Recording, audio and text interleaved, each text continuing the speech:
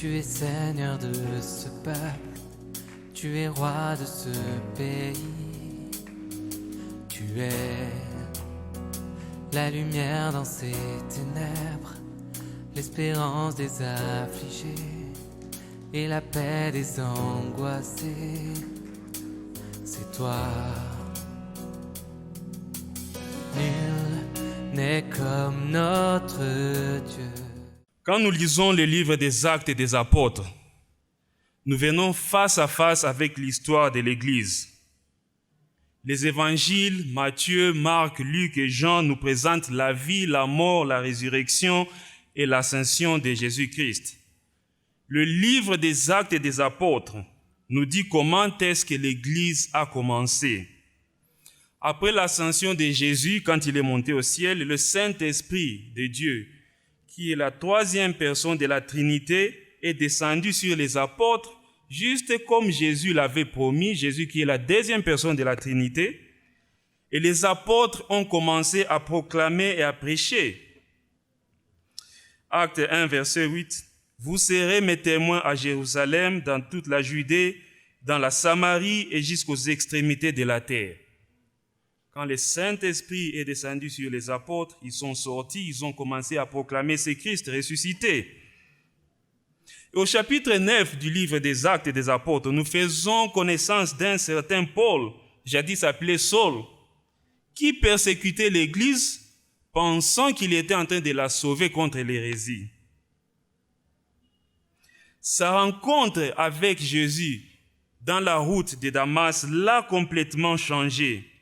Et donc, quand nous lisons ce livre des Actes des Apôtres, nous voyons comment est-ce que les apôtres ont commencé l'Église, comment est-ce qu'ils ont proclamé le Christ ressuscité. Mais derrière tout ça, nous savons que l'auteur principal, l'acteur principal dans tous ces livres, c'est Dieu lui-même. Et ceci devrait être rassurant pour nous tous, parce que l'Église, c'est l'œuvre de Dieu. C'est Dieu qui utilise des personnes comme toi et moi pour étendre son royaume. Et peut-être la question que nous devons nous poser, comment est-ce que je peux servir Dieu? Comment est-ce que je peux faire partie de cette famille biblique en mission pour aussi étendre le royaume de Dieu? C'est l'œuvre de Dieu. Il veut t'utiliser, il veut m'utiliser pour que nous puissions grandir son royaume. Bien sûr, nous ne serons pas des apôtres. Les apôtres, ils ont posé les fondements. Mais nous sommes ici pour continuer à proclamer le Christ, là où il nous a placés. Et dans le passage qui nous a été lu, le dernier passage des Actes 20, nous voyons que Paul était dans l'un de ses voyages missionnaires. Il se rendait à Jérusalem pour la fête des Pentecôtes. Et il a fait un arrêt à Milet où il envoya chercher les anciens de l'église d'Éphèse. Il avait planté cette église d'Éphèse. Il était resté là pendant 3 ans. Et quand il se rendait à Jérusalem, il les fit appeler. Et notre passage ce matin traite de l'entretien que Paul a avec ses anciens d'Éphèse. Et c'est un entretien d'adieu.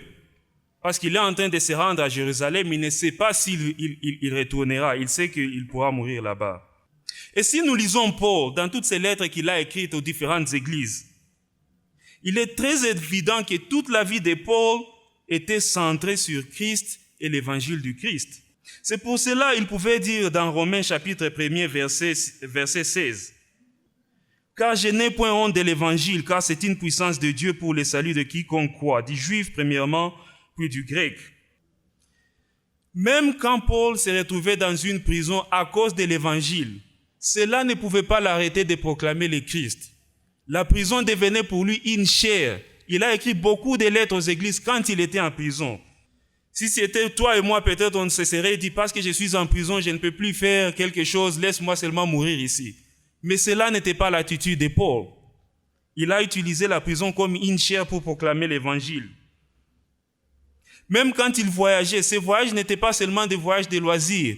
C'était des voyages pour réconforter des autres frères et sœurs dans le Christ. C'était des voyages pour prêcher l'évangile. Versets 26 et 27 dans notre passage des Actes 20.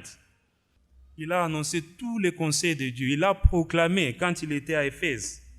Et peut-être la question maintenant pour nous, de nous poser ce matin, qu'est-ce que nous apprenons du contenu de l'évangile de Jésus-Christ dans notre passage qui nous a été lu ce matin? Ou alors, quand les loups cruels viendront, quand les faux enseignants viendront, quel est ce message qui aidera les fidèles, les frères et sœurs à tenir ferme dans leur foi? Ce que nous apprenons du contenu de l'évangile ici, c'est que c'est l'engagement de Dieu pour sauver. L'Église, c'est l'Église du Seigneur. Il se l'est acquise par son sang.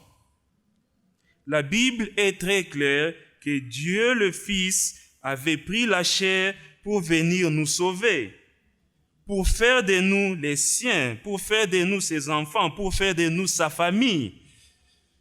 Comme le pasteur Nicolas le disait tantôt, nous sommes une famille parce que Dieu s'est engagé lui-même pour venir faire de nous une famille de lui-même.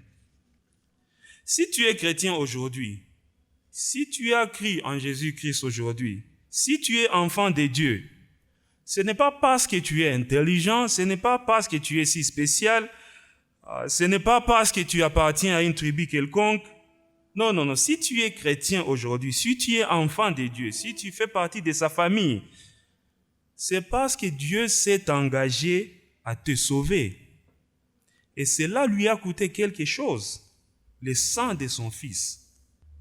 C'est l'initiative que Dieu lui-même a prise. Deuxièmement, toujours lié au premier point, toujours au verset 28, Luc, qui est l'auteur de ce livre d'Actes, nous dit que nous avons été rachetés à un prix. Notre dette a été complètement payée.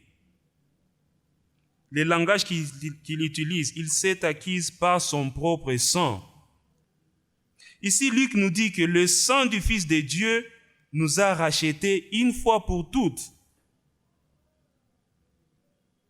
Le sang précieux de Jésus qui a été versé sur la croix, il était suffisant pour que nous soyons rachetés, pour que notre dette soit payée. Il nous a rachetés de quoi? De notre dette. Nous savons que la plupart des fois, nous ne voulons pas parler de notre réalité, de notre nature. Nous sommes tous pécheurs. Des fois, nous voulons juste dire que non, nous sommes des hommes bons, nous avons des vertus en nous. Mais la Bible est claire que nous sommes pécheurs. Et le péché, ce qu'il fait, il nous sépare de Dieu. Nous ne pouvons pas l'approcher. Dieu, il s'est engagé pour nous sauver. Et ce qu'il a fait, il a envoyé son Fils pour mourir sur la croix à cause de nos péchés. Nous n'avons plus besoin de sacrifices. Parce que le seul sacrifice qui pouvait nous sauver a déjà été fait. Et c'est Jésus lui-même mourir sur la croix à cause de tous tes péchés, tous mes péchés que je fais en cachette, que personne ne connaît, mais que Dieu connaît. Et si tu penses que tu es une personne bonne et que tu n'as pas de péché, juste essaie de penser pour quelques secondes. Si Dieu venait ici, maintenant que nous nous réunissons, et qu'il se disait, sur ces écrans ici devant nous, je vais exposer la vie de tout un chacun, les péchés de toute personne qui est ici dans cette salle, que personne ne connaît. Qui de nous resterait ici à voir ces péchés exposés sur cet écran ici? Personne.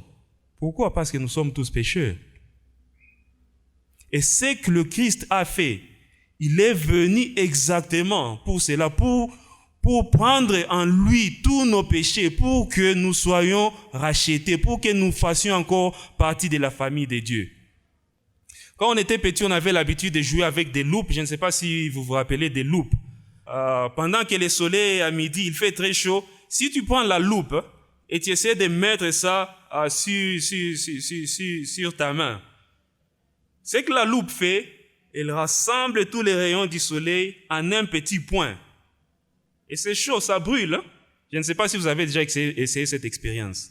C'est un peu ça quand on parle de Jésus-Christ sur la croix et son sang versé pour nous. À ce moment précis, pendant que le Christ était sur sa croix, pendant qu'il était en train de mourir pour nous, tous les péchés du monde était centré sur lui. Passé, présent et futur. Tes péchés, mes péchés, passé, présent et futur. Tu peux t'imaginer tous les péchés du monde étaient centrés sur le Christ. Et c'est pour cela, Dieu, il pouvait dire, mon Dieu, pourquoi m'as-tu abandonné? Pourquoi? Parce qu'il vivait le rejet de Dieu. Il portait en lui tous nos péchés. Et donc, nous sommes tous pécheurs. Christ, son sang, versé sur la croix, nous a rachetés, nous a ramenés vers le Père. C'est pour cela que nous faisons partie de sa famille, l'Église de Dieu, comme Luc le dit dans ses passages. Et peut-être comme nous continuons, nous sommes tous pécheurs, nous ne pouvons pas nous sauver, mais le choc est que maintenant nous pouvons approcher Dieu. Nous pouvons approcher Dieu avec confidence. Et pourquoi cela? Parce que nous avons été rachetés. Nous avons été rachetés par le sang le plus précieux, et c'est le sang de Jésus-Christ. Nous sommes libres, nous sommes membres de la famille de Dieu. Et si nous sommes ici comme enfants de Dieu, comme je l'ai dit tantôt, c'est parce que Dieu s'est engagé pour nous sauver, premièrement, et deuxièmement, c'est parce que nous avons été rachetés par le sang de Jésus. Troisièmement, qu'est-ce que nous tirons de ces passages ici? Nous avons la promesse d'une vie éternelle.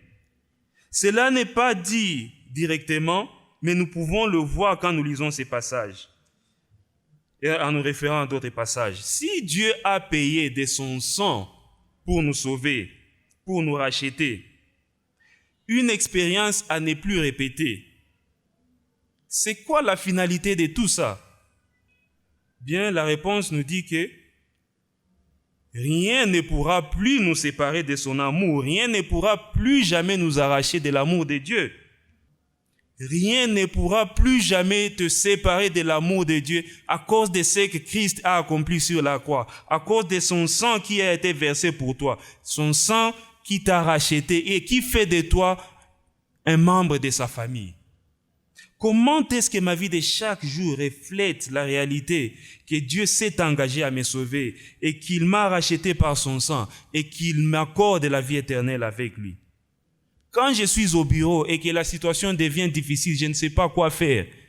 Comment est-ce que cette réalité m'aide à faire face à la difficulté que je traverse?